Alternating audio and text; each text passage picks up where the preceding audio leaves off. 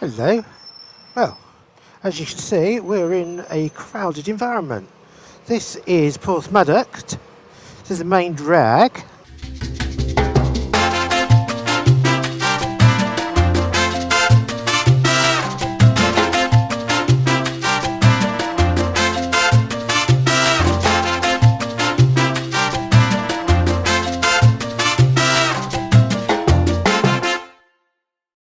Filtering, filtering, filtering along.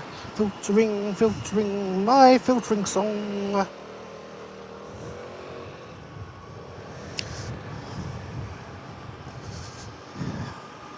I hate being in urban environments. It's not a nice place to ride. But at least we're coming to a really interesting level crossing. But it's good because it keeps you honest. I really like the way this one goes across and then along the road. And we'll just wait till we get round the corner before we overtake.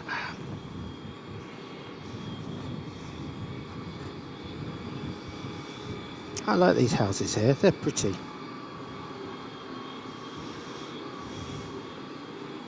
Wonder if we'll see any steam trains from the Festinio Railway. If we do, it'll be above and to the right. Oh, well, that's helpful. I can feel a powerful overtake about to happen. Apologies if it makes you go all faint and weak at the knees. But enough of that, you really need to hear what's been going on. I went out,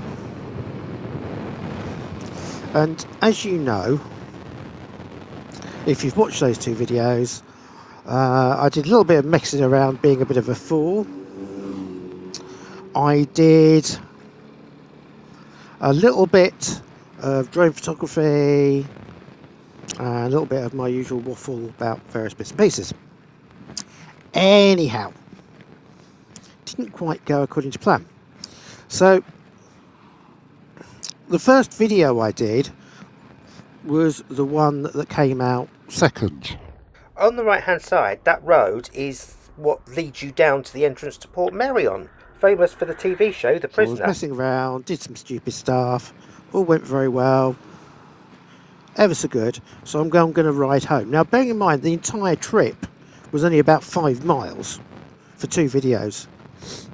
I ride back, minding my own business, thinking, right, I'm just going to do a bit of photography here. Couldn't get onto the first place because someone was working there and I didn't want to interrupt their work. So I went round to the second choice.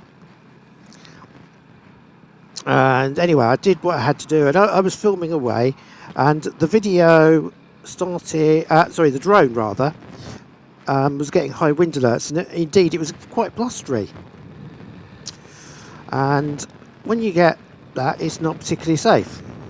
So I thought, right, do the sensible thing, pull down, and we'll go home. It's been good enough for what I need. It's not ideal, but it'll have to do. On the grounds of not wanting to cause problems, I'll go home. So bring the drone down. Yep, lovely, everything's good. Start to go and pack it up. I'm just walking over to the Vespa, and as I just try and start loading all my stuff away, there's a big strong gust of wind, and I'm not sure whether I banged into it or whether it was caught, because it was a bit of a precarious angle anyway, but it decided to fall over onto its right hand side.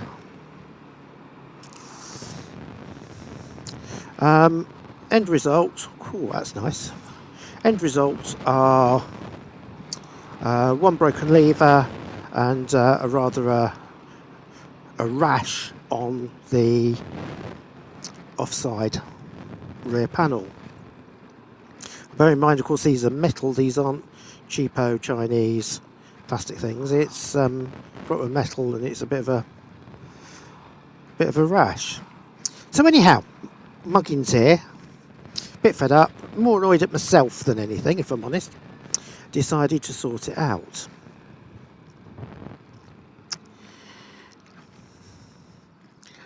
And this links in now with videos that have been put up by Exeter rider, and I think he's had a little bit of stick about what he said. And what I'm about to cover shows why those people that are giving him stick really are being a bit unfair. Because what he's been saying is, when he's been doing his reviews, it's not just about the bike, it's the whole ownership experience. It's great having a bike that's fun and wonderful and everything else, but if you are on your bike and it goes wrong or it goes faulty and you're not getting the backup that you think you need and deserve, then it don't work.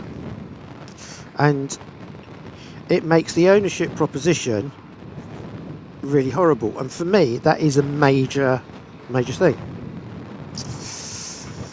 So why on earth I bought a Vespa, I don't know. Because, well, Italians, you know, they're not exactly known for everything being wonderful and hunky-dory, are they? Now, somewhere around here is a lay-by. I'm hoping to find one of my friends at. Anyway, I'll tell you about my tale of woe once we're back up and running. See you in a bit. And while I'm waiting, don't forget, must make sure you subscribe, like and all that malarkey. It's really helpful to us channels. I've met Mark, had a quick chat. We're going to go and try and find a particular cafe. I am back to my whinging. So I've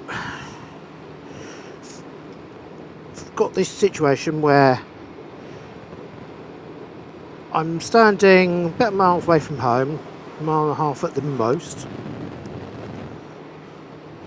I've got the scooter on its side, so quick pick it up, light, easy, because all the weight's at the bottom. Lovely to pick up, no problem. As it went, I heard a tinkle and I thought, I wonder what that was. I've been riding for many a decade, and this is the first time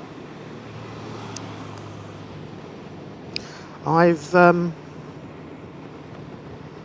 had the delights of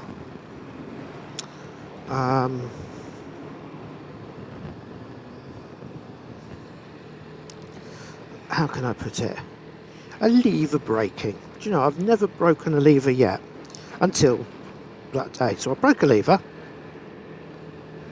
That was Mark telling me that I'd left my indicator on, which was very helpful of him. Because genuinely, you don't tend to notice with these because the light is really rubbish.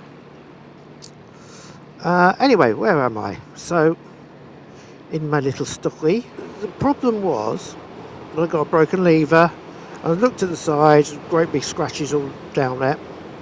I'll post the photos here for you to see. Exhibit A, my lad, 1 broken lever. Exhibit 2, scratches all the way through to the metalwork. So I'm not a happy bunny, but it's one of those things, it happens, no one was hurt. That's all that matters, isn't it? So, rode home. I must admit, I found having the short lever really, really good. Thoroughly enjoyed it, actually. I preferred it. So, first things first, get home, have a whinge. So I had a good moan. But it was one of those things, it just happens, you know. But do I care? Well, not really, because as I say, it's nothing major.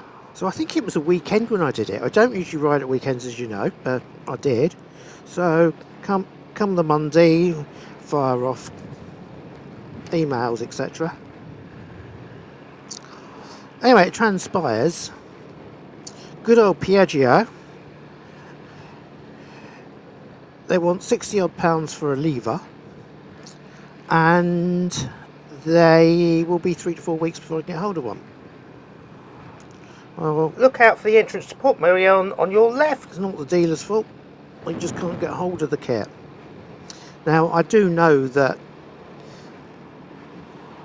they've got a bit of a rep for this. I knew that when I was buying the scooter. But yeah, 3 to 4 weeks. I wasn't that impressed with that, to be honest. But it got worse. Yes, it got worse. You can't make it up, really. I didn't really want to bother the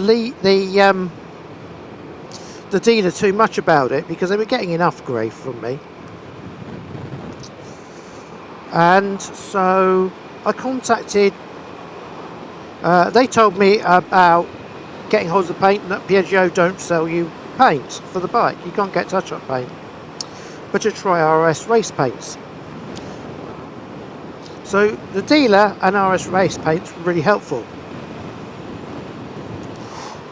But I gave RS race paints the code and the VIN number.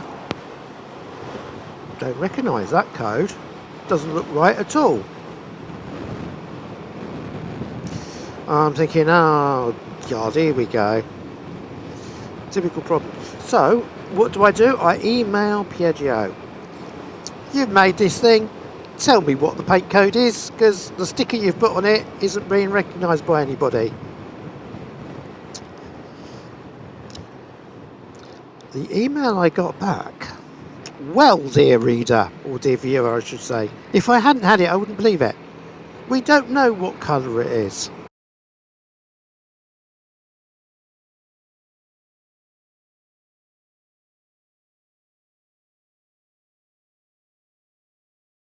They've made it. They haven't got a clue as... God, that is a nice view. They haven't got a clue as to what colour they've painted my bike. Well, if they don't know, heaven help everybody else. So, anyway, I contacted the dealer and went, look, I didn't really want to waste your time, but Piaggio don't know. What have you got? So their answer was, well, this is all we've got. Really sorry. It's really, they were really embarrassed about it. They didn't need to be. Contacted RS Race Paint, and within minutes, and I mean genuinely within minutes, it was, right, we know exactly what they mean now. That's superb. Yeah, we can sort that out. So the dealer had got enough information that they could do it, but the Piaggio haven't got a Scoobies. Now, this is what I'm on about. I knew that there was a bit of a reputation that I might get that kind of difficulty with Piaggio, and I don't have a problem with it per se for myself. It's not an issue. I don't rely on the bike, and to be brutal, the problem is purely, it's my own fault. All my own making, I can't complain.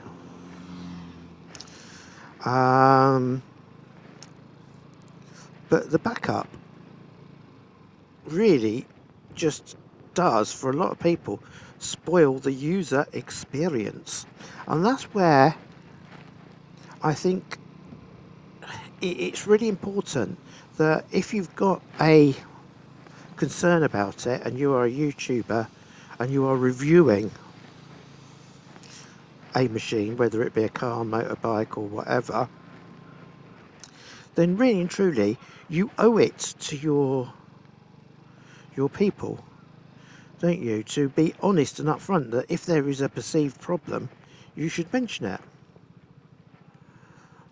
Which is why I'm telling you that this is the problem I'm having with, or have had with the bike. As much as I really like this bike and I've got no problems with the way things have gone, it may cause problems to other people. If you're particularly going to be relying on one of these for, say, commuting transport, it could be a bit of a problem to you if you're not getting that kind of support. You need to have not just the dealer supporting you, but the importer as well. And this is the key thing. It was actually the dealer that has sorted out the problem, and top marks to A&D for doing that. And I really mean that, top marks. Really good.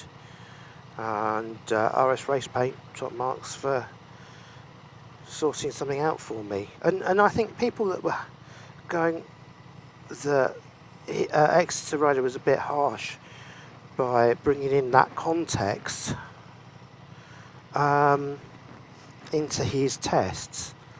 I personally have to say I think he was right to do it.